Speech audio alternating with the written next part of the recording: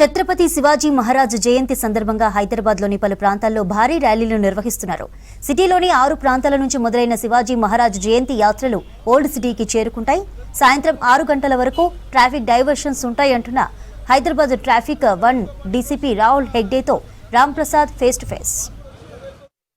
ఛత్రపతి శివాజీ మహారాజ్ జయంతి సందర్భంగా హైదరాబాద్ వ్యాప్తంగా కూడా ఈరోజు ర్యాలీలు శోభాయాత్రలు నిర్వహిస్తూ ఉన్నారు. ముఖ్యంగా మనం చూస్తే హైదరాబాద్లో ఉన్నటువంటి ఓల్డ్ సిటీలో పురాణపూల్ దర్వాజా నుంచి అదేవిధంగా ఎంజీబీఎస్ బస్టాండ్, ఇమ్లీబన్ బస్టాండ్ వరకు కూడా ఛత్రపతి శివాజీ స్టాచ్యూల మధ్య అయితే ర్యాలీలతో పాటు శోభాయాత్ర నిర్వహిస్తున్నారు. ఈ క్రమంలోనే హైదరాబాద్ ట్రాఫిక్ పోలీసులు ముఖ్యంగా పాత బస్సులో అయితే ట్రాఫిక్ అడ్వైజరీని కూడా విడుదల చేయడం జరిగింది.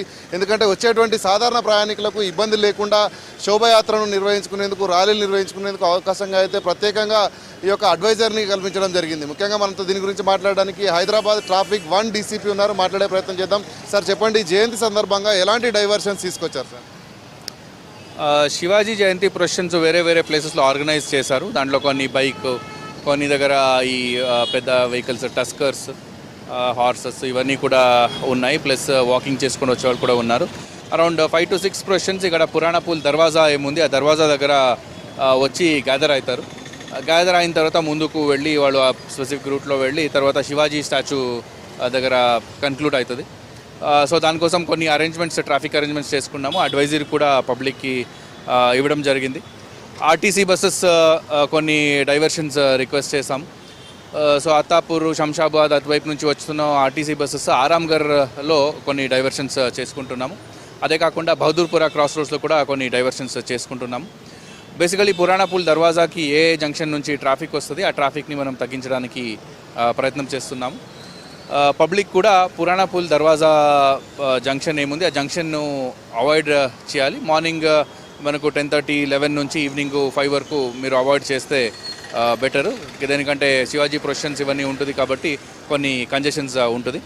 అట్లనే ఎస్జే రోటరీ, సలాజంగ్ రోటరీ ఏముంది అక్కడ కూడా శివాజీ స్టాచ్యూ వైపు ట్రాఫిక్ పంపించకుండా వేరే వైపు మనము సిటీ కాలేజ్ వైపు పంపిస్తున్నాము. సో ఈ డైవర్షన్స్ కూడా స్టార్ట్ చేస్తాము క్రౌడ్ గ్యాదర్ అయిన తర్వాత. ఎంజీబీఎస్ నుంచి వస్తున్న బస్సెస్ కూడా ఎస్జే రోటరీ వైపు పంపించకుండా మనము ఆజంపుర వైపు పంపిస్తున్నాము. సో ఇట్లా ఈరోజు ఏమైనా చార్మినార్ వైపు, సౌత్ జోన్ వైపు, సౌత్ ఆఫ్ హైదరాబాద్ వైపు రావాలంటే కొన్ని కంజెషన్స్ ఉంటుంది. సో ప్రజలు కొంచెం ముందే మీరు బయలుదేరాలి. లేదంటే ఈ జంక్షన్స్ అవాయిడ్ చేయవచ్చు, అంటే అవాయిడ్ చేస్తే డెఫినెట్లీ మంచిగా ఉంటుంది. సార్ మనం ప్రధానంగా చూస్తే ఓల్డ్ సిటీలోనే కొంత ట్రాఫిక్ ఇబ్బందులు ఎక్కువగా ఉంటాయి రోజువారీగా. సో జయంతి సందర్భంగా చాలామంది ప్రజలు వస్తుంటారు. సో రోడ్ల మీద క్రౌడ్ కూడా పెరుగుతుంటుంది కదా. సో ఎన్ని మెయిన్ పాయింట్స్ని గుర్తించి డైవర్షన్స్ తీసుకొస్తున్నారు సార్? అంటే చాలా పాయింట్స్లో మనము డైవర్షన్స్ పెట్టుకున్నాము.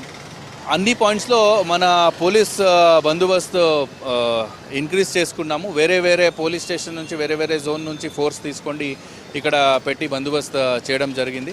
అదే కాకుండా రోడ్డు మీద పార్కింగ్స్ ఇవన్నీ లేకుండా, మనకు రోడ్ ఎన్క్రోచ్మెంట్స్ లేకుండా కూడా మనకు నిన్న నుంచి ఆ పనిలో ఉన్నాము. సో దట్ క్యారేజ్ వే ఎక్కువ ఉంటుంది అండ్ కొంచెం ఫాస్ట్గా వెళ్ళొచ్చు అని.